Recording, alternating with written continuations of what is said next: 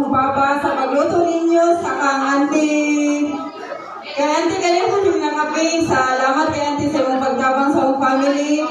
Di na ako ma-mention ang gusto-gusto sa inyo ha, pero kabalo mo kung sabi mo mga kanang thankful nga sa inyong pagtabang, hindi sa akong mama nga sa abroad, daghang kayo salamat, kang Mamang Lourdes, nga siya ginag-take sa mga responsibilities na ngayon ta akong buhaton sa akong mama, so wala man siya, so thank you kay Mamang Lourdes, sa akong papa, sa akong mga uncle, sa akong mga auntie, sa akong lolo, lola, sa coordinator, sa manager diri sa hotel, sa photographer, sa videographer, and then sa mga makeup artist na nag-assist sa atong MC, sa taog sa tanan na nag-assist diri sa venue, sa among